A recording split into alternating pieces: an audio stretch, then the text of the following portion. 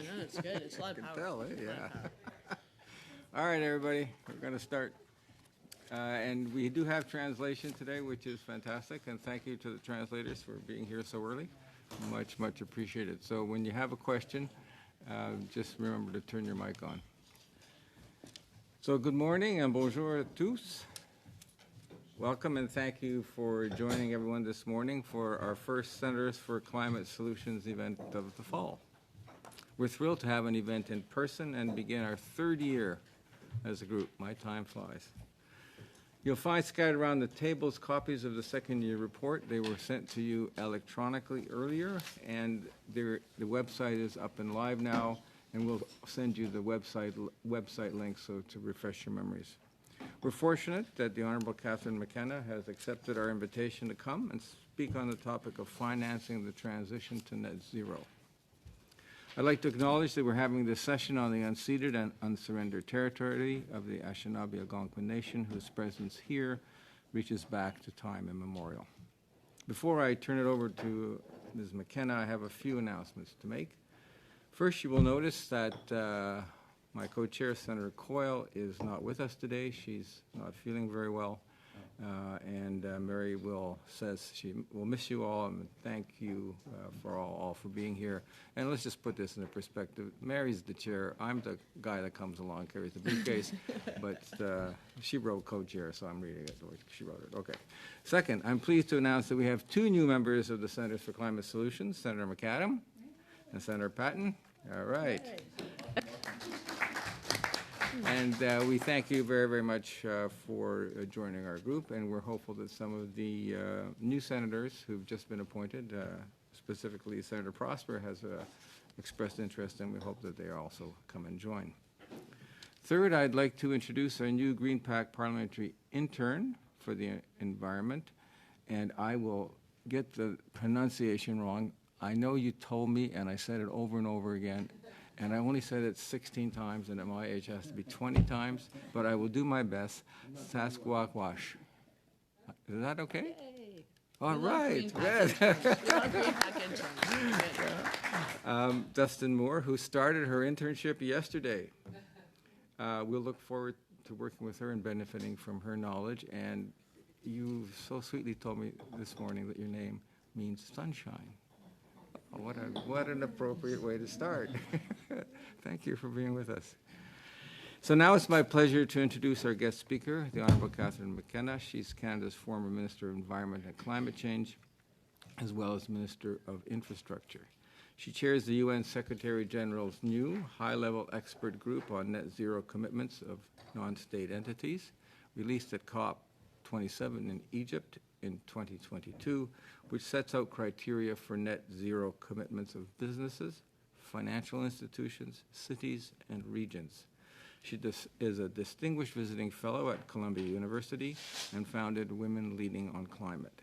She's an advisor to the Climate Data Steering Group for the Macron-Bloomberg Net Zero Data Public Utility, to Singapore's International Advisory Panel for Carbon Credits, to the Energy Transition Accelerator, as well as to the University of Ottawa's Information Integrity Lab.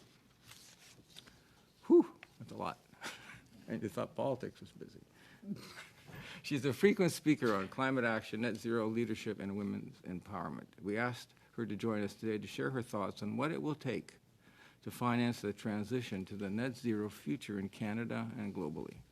I'll now turn the session over to Ms. McKenna. Thank you so much for joining us here today. We really are looking forward to your comments. And after Ms. McKenna finishes speaking, we'll just do the usual. Just raise your hand, I'll acknowledge you, and then time for questions. All right? Well, thank you very much, Senator Kutcher. And I'm very sad that Senator Coyle isn't here because she was very excited about this. Alors, bonjour à tous. Je suis très heureuse. I'm very happy to be here, everyone. We're on the traditional territory of the Algonquin and Anishinaabe peoples, and it was quite exciting. I will say, whatever party you're from, I hope you celebrate seeing Wab Kinew elected as the first Indigenous Premier of Manitoba. So, look, I just work on climate change now. People are like, why'd you leave politics? I mean, obviously there was stuff going on, but that wasn't why I left. I left for two reasons, and I was very clear. One, I have three kids. They're now 3 teenagers, so that's a major project, an operation in its own. and to work on climate change. And they're actually related because if I don't work on climate change, I feel that I am letting my kids down because I was in a unique position with a unique vantage point, but learned some key lessons on climate action while as both Minister of Environment and Climate Change, but also equally as Minister of Infrastructure, because that's really about building and scaling and investing. So I also do one other thing, which is probably my main thing. I created my own company, Climate and Nature Solutions. We do work scaling climate and nature solutions globally. So Lauren has joined our team. She's a Canadian, but is coming back from Europe to work with me and a number of others. So I guess, there's ways to approach this topic, many different ways. Right now, my focus is really on action. So the reality is we all got these great pledges. Everyone's net zero. 95% of GDP, global GDP, is covered by a net zero target. So that sounds amazing. But the reality, our emissions continue to go up. And in fact, we've all seen the impacts of climate change. I don't need to show you the slides because you just turn on your TV every single day. Probably one of the most shocking things was in Libya because of climate change, the climate catastrophe, but also infrastructure that is not capable of dealing with climate change, adding on a failed state. 10,000 people or more died in one day. But when I go to New York, I spend a lot of time in New York, folks are like, is your greatest export now air pollution? So that is obviously, we've seen massive wildfires across the country. If you look at the map, you've probably seen the map where the fires are. It's literally fires across the country. And one thing we don't talk about, we probably have released twice our annual emissions from every other source through the carbon that's released through these wildfires. So that's kind of the stage in the sense that we got a problem. And I'm just a reasonable person. So when you have a problem and you actually have a solution, then you need to just actually marry the problem and the solution and get on with things. But I think let's unpack the problem because I think, and then I will go into, do not worry, I will go into financing the transition and what needs to happen. But I think it's really important that we understand where we're at. So the Paris Agreement was great. I was minister for about 5 minutes, go over. I actually was not a climate expert. So I had to read all these briefing books. But I just realized we needed an ambitious agreement. We needed a framework agreement where for the first time, every country agreed to do their part on climate change. And we had a temperature goal, which was 1.5 degrees. And so that set the frame. And now we're really in the delivery phase because Canada has set out its own target, 2030 target, reducing emissions by 40 to 45%. Other countries around the world have done that. Businesses, regions have also done that. Not everyone, but a large, as I say, 95%, over 90% of GDP. I guess we're getting close to 95%. But the reality, even with all existing commitments, we are only limiting warming to 2.4 degrees. And by all existing commitments, you guys are senators, you guys, women, whatever gender you identify as, you understand that actually governments often make commitments and then actually doing the very hard work of regulating or investing to actually get the outcomes you're trying to get is very hard, very, very hard. And we have a lot of unfinished business in that. I think a lot of great work has been done. So 2.4 degrees is optimistic. So if you look at where we're at with 1.5 degrees and the climate catastrophes we're seeing, and the massive cost, because I think sometimes we don't talk about this. You could just do climate and economics class. It could be a pure economics case about the massive costs we're paying, the much greater costs we will pay depending on what scenario we end up, and the economic opportunity. And you would actually say, oh, okay, that makes sense. We've got to be ambitious and act. But we are far from where we need to be. And one of the challenges, and I say this with great respect, we came up with this idea of net zero by 2050. So that sounds great, but as my son says to me, he's like, won't you be dead by 2050? And I said, that's really not the goal. I don't think I'll be dead by 2050, but his point is, people say 2050. Certainly, I'm guessing most of you will not be here in this room as senators. Maybe the younger people who've come on board will be senators, the ones that aren't already senators, but we're going to have a changeover. And if you're a CEO, you last average CEO, I don't know, last maybe 3 to 5 years. maybe less, depending on how your performance is. So we have made a mistake in a way because now everyone's saying they're net zero by 2050. I actually am kind of like, I don't really care. That's great. Everyone says that. You put up your hand, you do a nice announcement. It's great. Everyone claps, and then you go away. Now we need to do the work. And the real work happens by 2030. We have to reach we have to reduce emissions by half by 2030. So what everyone really needs to be concerned with is what are we doing now to 2030? Because there's no point in talking about 2050. Because if you continue to do nothing or continue, as we are doing, to increase emissions as opposed to bending the curve, it really doesn't matter. Because 2050 will be far past, 1.5, 2.4, 3, 5. Depends where, how much work we do. And these are all choices. Life is choices. So and I'll put it in kind of a funny way because I know we're all very serious here, but I'm Irish. Sadly, my dad, he just died this year, but he was from Dublin. So he appreciated when I told this story. So there's an Irishman, well, I think it's actually Australians because they're funnier in climate. Okay, so there's Mick. He's in Australia. He's in Sydney. He goes into his pub. And his buddies are all there, and he's like, I have this really big announcement to make. And everyone's like, oh, great, Mick, this is really, really interesting. What is your announcement? He said, I am giving up alcohol. And they're like, Mick, you are going to give up alcohol? Like, we can't even believe it. You're always in this pub, like almost every night. And he says, well, there's going to be an orderly transition. I'm not going to give up alcohol now. I'm going to give it up in 2049, and when I'm 103. And they're like, what? And then he says, yeah, and I didn't drink on Sundays, so I'm going to get credit for that. So it's going to be actually 2055. And this is kind of a nerdy punchline if you're in the climate world. And I have a beer fridge, and I call it carbon capture and storage. So that is, like, I think the reason I tell that story, because I think you can then understand how absurd it is in a way if you have a massive problem, and then everyone's patting themselves on the back and saying, God, we are so amazing. We're giving up. We're going to give up carbon emissions by 2050, and then the whole planet is destroyed. So we're not going to do that. And so I was asked by the UN Secretary General, on the side of my desk, by the way, to chair an international panel on net zero commitments of cities and regions, corporates, and financial institutions. It was an amazing group. It was actually gender balanced, which I thought was nice, but it was also balanced in terms of the representation. Approximately half were Global South, a half were from developed countries, but we also had CEOs, we had scientists, we had environmentalists, we had regulators, we had recovering politicians like me. We had a bunch of people, and really underlying the goal was the Secretary's very real concern about what he calls slow movers, fake movers, and greenwashers.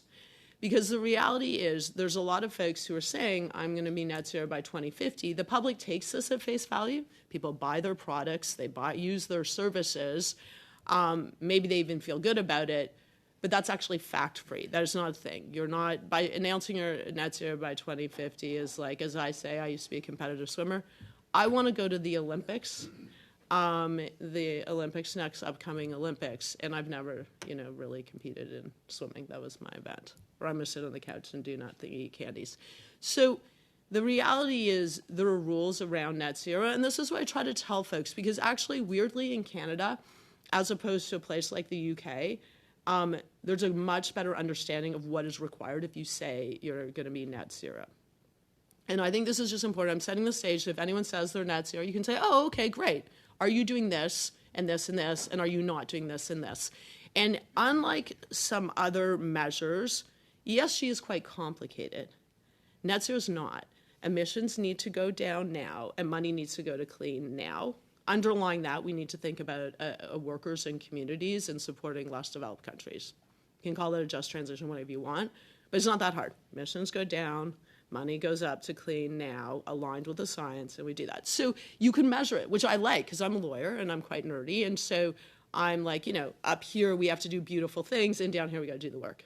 And so what do you need to do? If you were putting up your hand and saying you're net zero, first of all, you have to have a long-term target, but you have to have interim targets. No surprise, let's go back to the Olympian. You want to go to the Olympics? Okay, well, you're going to have to go step up on the blocks in a year from now and see what your times are. Are you doing what you said you're going to do? Are you on track? In this case, are you on track aligned with the science, reminding everyone that we have to be reducing emissions globally in half by 2030. So that's it. These are science-based targets. These aren't like imaginary things. They're actually people that set out, they have pathways for different, like if you're cement or you're whatever, they will have pathways to show you what you need to do and what you need to reduce emissions by. That doesn't mean you're reducing emissions to zero right now. No, it doesn't mean that. Obviously, this is a journey, but we need to be doing things by 2030. And by 2050, we need to be net zero. You might say, what is net zero? I hate the language in climate world. Everyone talks like aliens. Net zero really means you need to drive emissions, all the emissions that you can drive down all the way to zero, but there's still going to be a bit. There's going to be some areas. That's not as much as anyone thinks, by the way. It's very, very small. And then we will have to figure out removals. Removals can be anything like nature-based solutions, you know, trees and other solutions, peatlands, other things that will remove it, or it could be like things like direct air capture and things that we hear about. So that's one. You have to have interim targets. Two, you need to measure yourself against them. So you have to have your baseline. Where are you now? And then, okay, are your emissions going down? Like, so people can actually see, are you actually doing that? You need to report transparently and publicly. So you need to be held accountable. No, that's not a surprise. Like, as I said, get up in the blocks. You'll see what your time is. The world will see what your time is. Are you on track? So those are things that you must do. But equally important, and this gets a bit to this really gets to the heart of the greenwashing issue, but it's also the issue that most people are like, wait a minute, I don't think this is right. You're saying you're net zero, but you're doing all these other things. And part of that, you have to have what's called a transition plan. So when you talk to financial institutions, that's really the rubber hits the road, or companies. It's actually your plan. What is your plan? Everyone has to have a plan. But what can you not do? This is not a political statement. This is the International Energy Agency has said we cannot build new fossil fuel infrastructure. We have tons of fossil fuel infrastructure right now. We cannot build new fossil fuel infrastructure. And it's worth, if you think, well, that doesn't make sense because how are we ever going to do this? It's really worth reading the International Energy Agency's report that came out last week that talks about the solutions. We have most of the solutions right now. What are the solutions? Scaling, well, first of all, no fossil fuel infrastructure because we can't continue to build and contribute to the problem. We need to scale renewables. We need to triple investment in renewables. We need to tackle methane from oil and gas. Methane from oil and gas, well, methane from all sources, but is 80% more polluting in the short term. So that's a massive problem. We often don't talk about methane, but we don't tackle methane. 80% more polluting if we think in the first couple decades. Massive problem. And we can solve it. We're wasting a product. It's gas. So we should be capturing that. It's a very, very low cost solution, but that is not happening at scale. And then we really need to massively increase the investment, and this comes to your point, in renewables, but across the board. And that money needs to also flow to less developed countries. Obviously, they don't have the money to do that, and then you can bring in nature-based solutions. But we're not talking about like far-out solutions or solutions that have not been proven at scale at either being able to deliver the reductions or at a cost that is reasonable. Those things we need to work on too, but that's not what we're talking about. These are like things that actually exist now. Okay, what can you also not do? You cannot just buy cheap credits. We're not buying our way out of this problem. Often credits, and we had a lot of presentations on this, have not only are they not delivering reductions, they're actually having detrimental impacts, including to Indigenous peoples and other communities in the global south. I heard stories of them planting trees that were non-Indigenous trees in local communities, and that was taking away arable land for agriculture. So we can't contribute to other problems by doing this. You cannot lobby against climate action. You cannot, and these are voluntary commitments, remember? So you're putting up your hand and you're saying, hi, I'm a climate leader, hi, great, really, I'm like super all in, and everyone's applauding you, and you're making benefits out of this. The reason you're saying this is because you think your consumers, your customers, your suppliers, your investors want to hear this. But then you go into government and say, no, don't do the policies that I actually need to meet my net zero target. Don't do that. That's not, you cannot, that is inconsistent with net zero. In fact, we need an ambition loop. And the ambition loop was created, I saw a great example of the ambition loop when I was environment minister and we had to bring in a price on pollution. That was not easy. And I had environmentalists supporting me, but I was like, right, that's not going to get me anywhere. It doesn't mean that that's mean. I love environmentalists, but it's not going to get me anywhere in the sense I've got to, first I've got to go to the House of Commons and get yelled at, so job-killing carbon tax, which it is not at all, but I got to have a response to that. And then I've got to go to the public and have the public understand that this is actually going to make them better off, that this is going to foster innovation, that they're going to get more money back. And I did say I would do a little digression. It was conservatives that helped me land this, by the way. Conservatives in Canada and Republicans in the United States. So I thought, okay, how am I going to do this? Who am I going to get? So I went and I talked to George Shultz. Rest in peace. So he was part of their bipartisan climate caucus in the U.S. They actually have one. Hopefully you meet with them. You should definitely meet with them and encourage them. And he said to me, he took me aside, okay, he's like, you know how you do this? You put a price on pollution because we need to price externalities. It's really important. And you take all the money and you give it back transparently. Don't do that green stuff and no one knows. I was like, that sounds really smart. And so he helped me. Then I talked to Arnold Schwarzenegger because I was like, great, like who can say no to the Terminator? And so he even did a video for me where he's like, when I was governor of California, we brought in a bipartisan way, a cap and trade system. And guess what? We are the largest growing economy in the United States. They're now the fourth largest economy in the world now. And our emissions have gone down precipitously. So he was great. Brian Mulroney, who was a great champion on the environment, and I would always call him up and ask him for advice. And he's like, acid rain.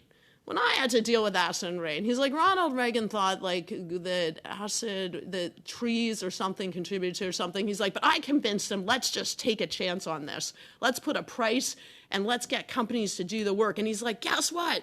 We tackled it faster and, we delivered greater results. So I was like, great, that's a great story. So he was very helpful. He did many other things, by the way. He really did care and did a lot of very good work on the environment. But then you can look at Gordon Campbell in BC. He brought in carbon price. So that was the first time we had a carbon price in Canada.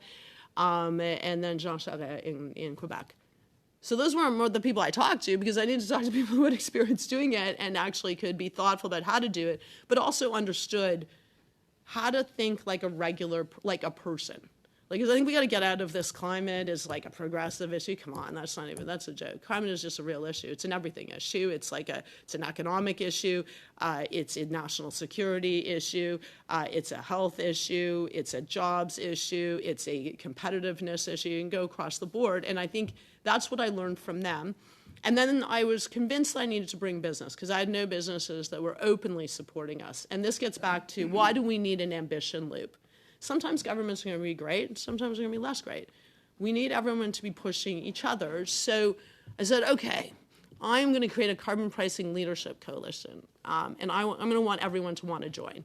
So it's always a slog when you do these things. I like clubs, so I was like, I think people like clubs, but getting the first member is always very difficult. So I convinced 2 banks.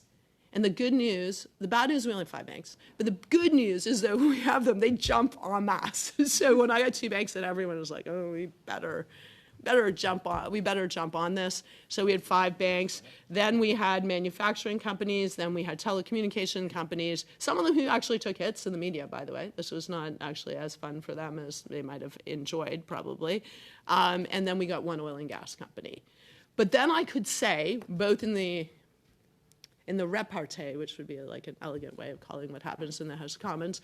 But, I would say, actually, you think this is bad for jobs in the economy. Well, then why do I have companies representing X percentage of Canada's economy that have said we need to put a price on pollution? Why do I have that? Like, I can name them, and I would just name them because I would get many questions. So that's a very good trick. You just then go to your next list and your next list.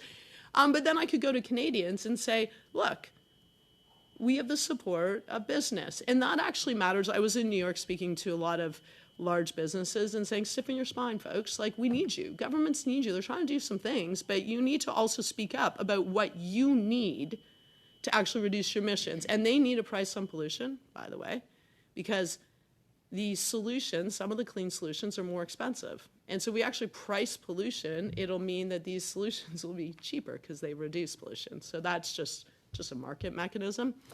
But, okay, I'm coming to the end because I know I've been very long and we'll take your questions. Ultimately, though, at the end of the day, we will need regulation because we have a free rider problem because not everyone is committing to net zero.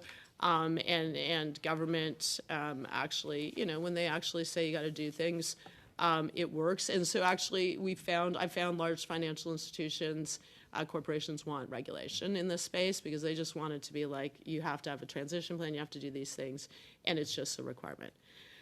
But for you folks on the investment side, I mean, look, this is the largest economic opportunity of our lifetime when it comes to having, transitioning to a cleaner future.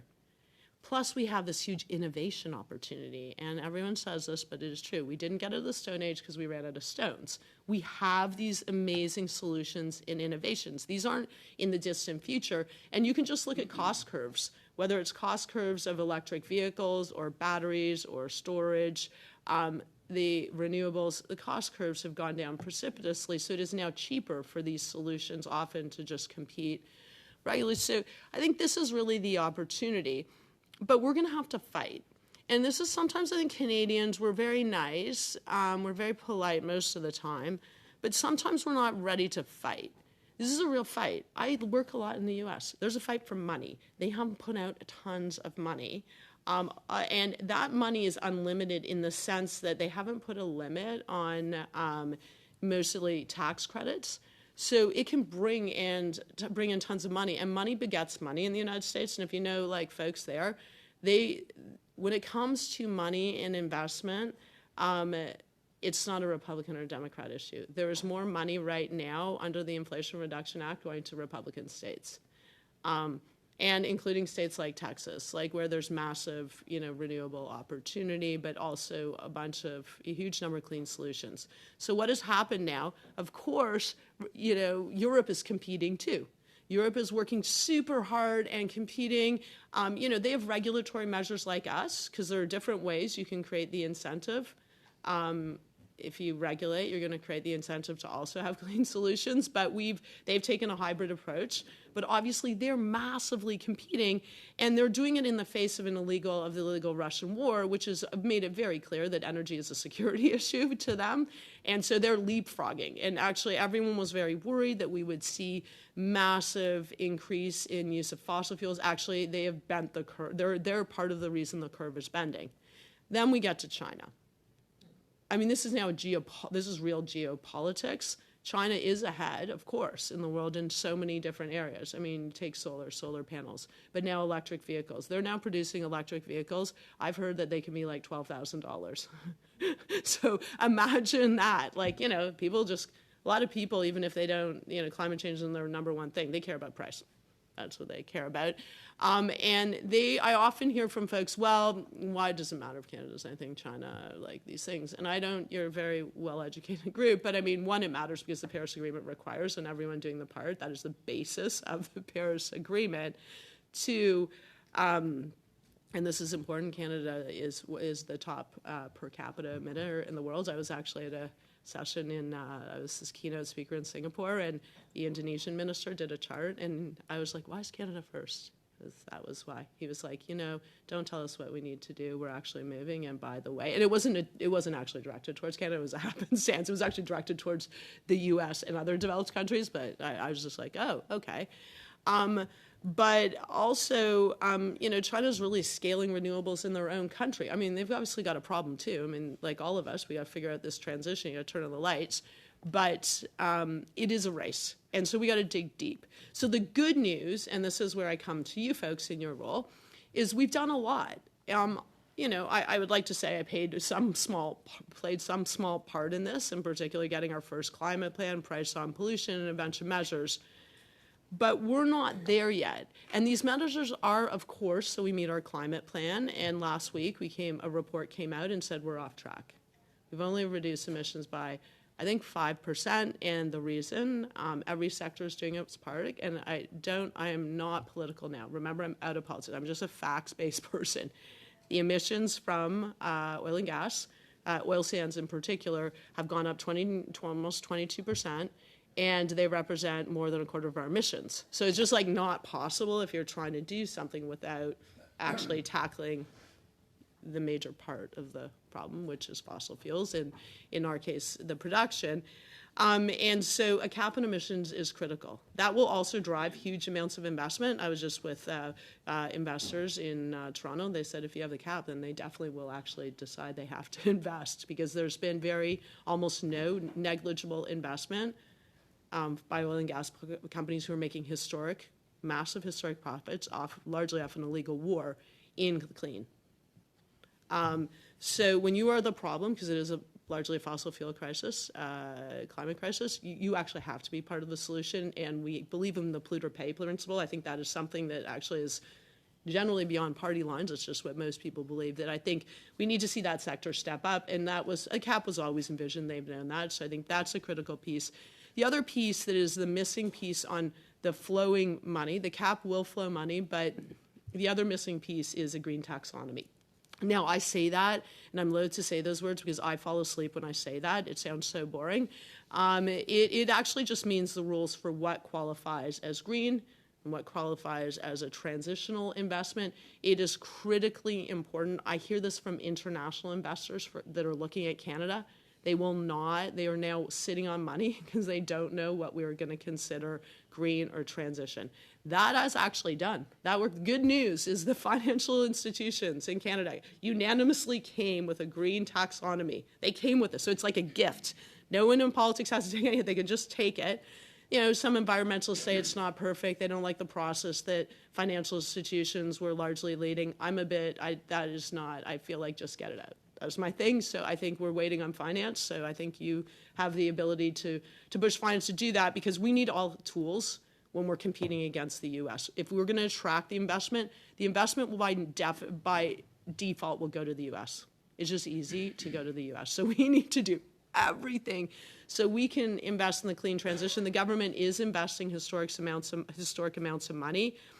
But a lot of it is in these big, flashy things. We need to have it so it's more organic, and that folks are doing what business people do best. They go and find opportunities and they invest in them, but we need to create the right toolbox to do this. And I want to win. I like winning. So to end my hopefully there's some narrative arc in this very early, what does winning look like? So a competitive swimmer. I was 12. I wanted to go to the Olympics. I watched the Olympians. We had a lot of Canadians, Alex Bowman, Victor Davis. Remember that era? So I was like, okay, I'm going to go. And I told people, and they were like, you can't even make provincials. But I was like, whatever. I just worked really, really hard. I had a stretch goal. 1.5 is a stretch goal. So don't let anyone tell you can't make it. That's a stretch goal. That's the whole point. A stretch goal, you got to stretch. But then you got to do the work. And then you have to be measured. You have to get up on the blocks. You have to show your performance. And if you're not doing well, then you innovate, you work harder, you change how you're doing things. You work with other people. And then, punchline, I didn't make it to Olympics. I made it Olympic trials. I have no regrets. I went so much faster than I ever had, but I felt like I put it all on the ice. And this is the one thing we cannot do in Canada. We can't make these deals with us where we think everything's politics and climate change is a political thing, and we just do little political deals and we do less. We kind of hand people things here and there. We have to have workers at the center of this, but I was talking to the pipe fitters, there are so many jobs. We actually have a dearth of unionized workers to work right now on the projects we have. This is going to create way more jobs that will inevitably be lost in fossil fuels. That's just the nature of the beast. But there's a massive opportunity. But we got to keep our eye on the ball, and we have to do the work. And then winning is amazing. Winning is cleaner air. Winning is cleaner water. Winning is cleaner, it's more jobs. It's a sustainable economy where everyone is winning. And of course, at the very end, and I say this because I have 3 kids, it is a sustainable future for our kids. And so that's my hopefully inspiration. I'm happy to go in the weeds on any details. But when people, the only thing I ask is when people say they're net zero, say, what are you doing now? Don't say, great, 2050, amazing, everyone's doing 2050, like you're just joining the line. What are you doing now? Are your emissions going down? Is your money going to clean? That is like the key thing. So there you go. Awesome. All right. Thank you for that. The list I have so far is Tony, Colin, Rosa, and Julie. Beth? Okay. And Iris? Okay, that's it. No more. No more, but I'll answer quickly. 3 minutes, question and answer, and I have this, You'll use it. and I will use it. I'm scared I'm the one beside you. I know. Like, geez. Wait, Tony, go. Well, thank you. Thank you for your motivational speech this morning. You did mention we're not doing enough in Canada. You mentioned economic issues, and I do know the energy transition will eventually lead to more inflation. We talk about inflation as if it's we only have controllable factors. But what is holding us back? What is the biggest challenge getting there? And economically, given our current environment, which obstacles should be tackled first? And I say that, and I'll reveal the sources because it's important to do so today. I was reading a Wall Street Journal series where they're saying to get to net zero by 2050, it will cost, and I'm not just saying government now, community, corporations, altogether, the cost will be $133 trillion, and the world GDP is $85 trillion. In Canada currently, this is an RBC report, currently we're spending altogether we have to spend $60 billion a year for the next 30 years to get to $2 trillion. The spend is $2 trillion to get to net zero, according to an RBC report I read, and we're currently spending $15 billion instead of $60 billion a year. So, yes, we're not doing enough. What is holding us back? Why are we not as committed as we should be? And if you look at the current $15 billion a year we're spending to get to 60, that's a long way. And the longer we take, the bigger that number gets, right?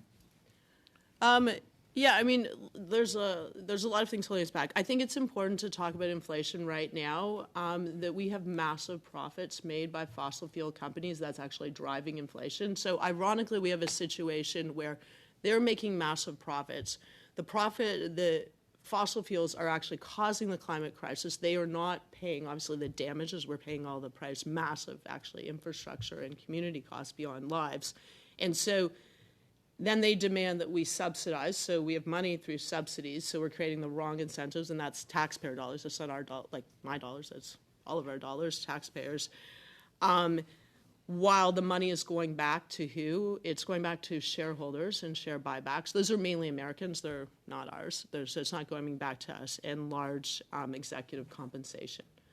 So probably the number one problem we have, both in the short term and long term, is the inability of oil and gas companies to transition, and the fact that the governments create the wrong incentives, including using tax dollars, which we are going to pay. The problem with these costs, and actually there's a great study saying how much we underestimate how the transition is accelerating, so costs have gone down, but to the costs that we are already paying under the current scenario from the impacts of climate change and what we will pay under different scenarios. So it's easy to say, well, wait, this is really expensive. But if you're not doing a proper accounting, then it doesn't really work. Like, we're already paying the costs of climate change, and then we're creating these incentives for folks to increase the pollution that causes climate change while they take the profits, and those profits are largely not even going to build our economy. So there is some money. I'm not going to discount it, but that's just our system. If you're a business in Canada, you pay taxes. But share buybacks, massive share buybacks off of massive historic profits are not going to Canadians. So that's a problem. I think lobbying is a really big problem. I think also, I think that there's a lack of an ability to be rational in an economic sense, like to really game this out. Because we're not just going to put the money in ourselves. That's why we talk of green taxonomy. That is actually leveraging the private sector. There's not enough government money to do that. That's the whole point. The point is we got to leverage the private sector and create the incentives through a price on pollution where you're actually pricing the cost of the pollution so that you get people to invest and that you will get the scale there. So one, that's where the money comes from, but the costs on the other side, I mean, you can say the hyperbole that some people say, but it's actually just real. Like, you're not making money on a dead planet, so that's one thing at 2050. We don't do things, but the reality is we're already paying massive costs now that never get built into these models, and the financial risk, there is now a really big worry that central banks are not properly building in the risks to the economy. So there will be a Minsky moment. Mark Carney has talked about this, but everyone talks about this, where inevitably there will be a collapse, and then the whole market will have to adjust. So it's also a risk. It's a risk opportunity rational piece that I think we need. Sorry, I will be short of that. I feel like it's an important question. It wasn't important, but still, I'll let you go for another minute and a half. Yeah. All right. No, Colin was next. Actually, Then Rosa. Thank you very much. Really enjoyed your talk. We've committed to be carbon neutral by 2030 as a Senate, unanimously. We just published our benchmark report on what our carbon footprint is, and over the next, until the end of the year, we're getting experts to help us develop our plan that we can then make choices as an organization. I'd love to have you review it, our benchmark report, because we want to make sure we're doing this because we want to lead and we want to understand. If we don't understand as legislators how to do this, how do we help? So that was my question is I hope I can get you to have a look at it. I am happy to help. And it's And interesting. critique it. No, and to critique. And I think we also have to look, there are limited dollars. Yep. So how do you bring in money? Like, how do you leverage? The Canada Infrastructure Bank is entirely designed to leverage private sector dollars. And so they're doing that to help airports become net zero, to reduce their emissions. So, like, there's huge opportunities there. But, I mean, the number one thing you got to do is start with the plan and do the work. So I'm glad to hear you're doing that, because that's the first step. And then you look at where the opportunities, a lot of it will be cost savings. But there are other, obviously there are other opportunities as well. Given that we're funded by taxpayers, we have to make sure we save the money that we may have to use to 100%. offset. But I was amazed, our numbers, just quickly, Stan, 56% of our emissions are buildings, 35% are travel and commuting. I was amazed that buildings were by far the biggest. Same in healthcare. Rosa. yes, me too. Thank you so much, Catherine, for this wonderful conversation and sharing all your knowledge. Like Tony, and I'm talking a lot with banks and financial institutions, but also insurance, which are paying the big tag on these extreme weather events destruction. So it's true that the impression of everybody, and especially the financial sector, is that transition is going to cost. But I was recently in Basel in a parallel event, and then they talk about the triple dividend of resilience. These are financial people talking about this. And so this is very important that we transfer this issue that right now we have cost on pollution, on health, on ecosystem. The GDP is based on ecosystem services. So if we don't take care of that, as you said, we cannot have an economy in a dead planet, for sure. And so how to, pass it across the whole spectrum of the financial sector, the pension plans, the banks, the insurance. It's like pockets are aware of these things, and the others are still, living in the clouds, and yet this concept of double materiality is materializing by the second. So I don't know if you can comment, and maybe you're so good at making it in lay terms and that everybody can understand.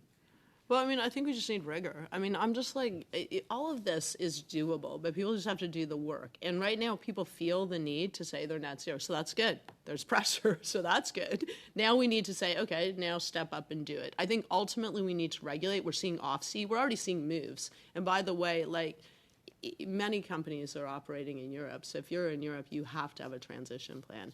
Your transition has to be aligned with the science of net zero. And you have to be delivering results. So, like, this is coming. California has now moved in the U.S. There was the SEC still has a draft rule, but California, which is the fourth largest economy, has, they are coming out and you're going to have to disclose your emissions. So it is all happening, and business is also rational, right? So there is a point where everyone's just going to say it's coming and we've got to do it. But we do need to move to the regulatory space, and that is happening in particular for financial institutions, but it's also coming for corporates. But what's also in the absence of regulation, transparency is extremely powerful. So I'm working with President Macron and Mike Bloomberg on a data portal. It sounds very boring. It's actually just a public website where they're going to take all the data for large financial institutions and corporates, and they're just going to lay it out. Right now, you cannot get transparent, comparable data.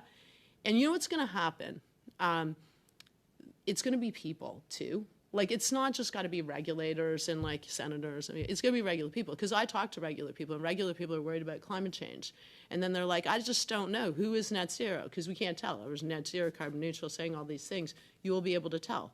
That means, one, investors will be able to decide where they're going to invest their money. And the asset owners, the major investors, are actually, most of them are all in on this, and they are looking for those that they invest in. So that is banks, insurance companies. Two, you will have young people. Young people will say, we're only going to work for people who are actually doing real things on climate. They will be able to see that. Consumers will say, we want to buy products, and we can see what companies are actually leading the way and aren't. That will have a disciplining impact. But ultimately, I do think this is why you regulate things. There are lots of things that financial institutions and companies, they disclose. That's just another thing. Julie and I got then shorter. Then It was only Beth. one You minute. did good. You're only no, 1 it's minute. 2 I'm minutes. Irish, You're remember? a minute and a half. You're a minute. Well, that's only 25, like 0.25 seconds. Là, vous m'enlevez du, We're vous really- m'enlevez we're du really temps. tough. Ne m'enlevez pas de No taking time away from me. I'd like to hear you talk about Northvolt. That big Quebec investment in the Northvolt factory. Sorry, I'm pronouncing it a little off. I'm a little torn about this investment. On one hand, yes, it's part of the green economy. It'll make batteries, all that jazz. On the other hand, it's $7 billion.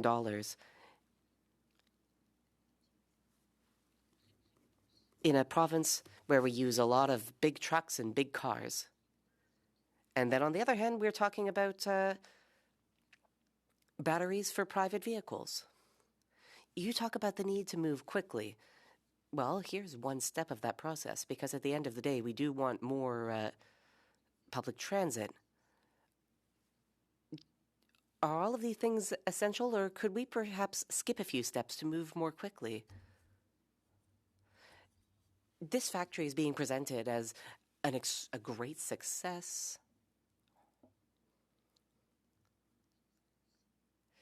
It's portrayed in Quebec as an angel straight from heaven. I talked about this with Premier Legault 2 weeks ago in New York City. And that day he was quite upset because there was a deal between Hydro-Quebec and New York State. Rather, he was very excited. So Quebec is moving in the right direction. Public transit is big in Quebec. Of course, we can always do more, but you could look at the REM, and there's a lot of young people who take public transit, even in this post-COVID era. That's a good thing. At the end of the day, though, there's a competition, and the governments need to make executive decisions. There's a lot of money out there, but you have to look at the counterfactuals as well. If it's not built in Quebec, it'll be built somewhere else. So it's difficult. We've seen similar things with Stellantis. There's a lot of competition that we're seeing. And because people know if it's not us, it will be the States. If it's not the States, it will be Europe. If it's not Europe, it will be China, which is already investing in the sector. So governments need to make the tough decisions. At the same time, governments need to demonstrate that there are good jobs and a strategy and measures to attract foreign investment. This is one example. Will this one example eliminate Quebec's emissions? No, but I think it's a proof point. I'm sure people will be able to debate about the amount of money invested in this factory. Should that be the way competition works, where more and more taxpayer money is handed out to car companies. There's a lot of competition there. These companies shop around. Often sometimes they'll even get contracts signed and then head off. So you need to be careful about that. But if we don't compete, if we don't try to attract investment, that won't do anything for Canada and Canadian companies. So the main thing is to be aware, be careful. This is taxpayer money we're talking about after all. That's what we need to just like see you're doing in your improvements. swim That's in the right. Olympics. Okay, Beth. You and then know, I'm Ira. in the Senate, and senators aren't always on time. Like, aren't always. What? I know it's hard to. We're excellent. This is the reform Senate. My turn? The Yeah, it's your reformed, turn. not Go ahead. reformed. Yeah. Go ahead. Reformed. Beth, come on. You got 4 minutes. Go. Okay. You're talking about transparency, and you're talking earlier on, you were saying, you know, the spending goes up and the emissions go down. But, you know, the availability of data to show the correlation, it's very difficult to find accurate data because the data is coming from various sources. So, you know, people are left to put the data together themselves. So, you know, what do you think, or how do you think the government is doing with regard to demonstrating that there is a correlation between the spending and reduction in emissions? Because I don't see it, and I think people like to see the correlation, but the correlation is very difficult to find. So, like, I'd appreciate your comments on that. And it's not just the spending; it's also like changes in regulation. Like, you can't match up one side with the other. So, you know, can I get your views on that? I think if there was clearer data available, that more people would be supporting. You know, the changes, the increase in taxes, the changes in regulations. So can I have you, you know? Sure. I mean, I think, there's going to be different data points. So one important data point is we've made a commitment to reduce emissions. Are we actually going to meet our target? Because a lot of people are like, we've missed our target. We haven't missed our target. Our target is 2030 targets. We're not there yet, but that requires certain things. So the data that came out last week showed actually we're not on track because of one sector, largely fossil fuels, the fossil fuel sector, because their emissions are going up. So that's a data point. It's hard to disentangle this because, when you look at subsidies to fossil fuel companies, we don't generally talk about that, or we talk about unpaid liabilities. So there's a $200 billion liability when it comes to tailings, and we've seen the impact of tailings just this past week. Well, it's been going on for a long time with the Mikisew Creek. So there's like a lot of ways you can unpack data. And then layered on that are the costs we're paying right now. Because what's the cost of inaction? So you have to frame this. But this is why financial institutions, we're just talking about the financial institutions, from a risk perspective, they are coming in. Regulators are coming in and saying, we have massive risks to our economy because of climate change. It's just a risk. So that's a massive cost. So we have to move that. And that's why they are using data from companies to see, are they actually reducing their emissions? Are they actually putting money to clean? Or are they investing in the actual thing that is causing the climate crisis when we have lower cost solutions? So, I don't know the answer to that. If I could take it as a more basic point, because I was in politics and I talk to people all the time, people, I don't know that they're compelled by large graphs and lots of information, because I think it's like, oh my God, information overload. But what people understand, one, climate change is real and having an impact and real costs. They now realize that because their kids couldn't even go play soccer outside many days because it was the air quality, people are being evacuated. So they understand, or massive storms or wildfires that are impacting their communities. So they understand that. But what they need to understand, they understand there's a real cost, and I think we should continue to talk about the costs of climate change, because we're paying a real cost right now. Like, we continue to go like this, it's going to be higher. But we also need to make the real case on the jobs and the economic opportunity. So Clean Energy Canada came out with a report and showed that we're going to have way more jobs in the clean economy than we would on fossil fuels. And by the way, we don't determine the price of fossil fuels. This is a global price, right? So in fact, like, the fact is the world is moving away from fossil fuels. That's going to have an impact, whether, the federal government has a climate plan or not. It's just like going to have an impact. So you need to adjust to that. But I think we need to always make the case with a price on pollution, more families are getting more money back while we're reducing pollution, and we're creating the innovation, the incentives for innovation. That when we move to a cleaner future and these investments in the plant in Quebec or whatever, we are creating good jobs. That these are jobs that are going to last. We are going to lose jobs because the world is moving away from fossil fuels because we have to, because it's causing the climate crisis. But we're going to create that because people are regular people. They need jobs. They want food on the table. They need to have an affordable quality of life. But if you look, so you're from the Atlantic provinces. I mean, I go to Nova Scotia, and it's bonkers. My brother just moved there. He's using oil. Like, they come and fill his tank. I'm from Nova Scotia. Okay, and I'm over. But I think, like, if you had a heat pump, you would save so much more money. Like, we need to create the right incentives for people to save money, for people to feel like they're going to be able to buy insurance and be able to, protect their home and their livelihood, and that they're going to have good jobs and their kids are going to have good jobs. I think the government sometimes gets lost because it's so focused over here on things people don't understand and not focused on the real things that people care about. And I think there is a very clear and compelling case for inaction and the cost we'll pay for inaction. Can I get a supplementary? Absolutely not. No? Absolutely not. And I definitely can't talk because I was now one and a half over. So You're way over. You're way over. Can't do that. And Irish, I'm going to take chairman's prerogative and not end the meeting because I think it would be patently unfair for your first meeting to cut you off and not let you have the question because Beth took so long. So I'm just going to I'm just going to let it go. I'll be quick. Coming from Newfoundland and Labrador and our dependency in the province on fossil fuels, the government is touting right now about not putting funding into our proposed hydrogen projects.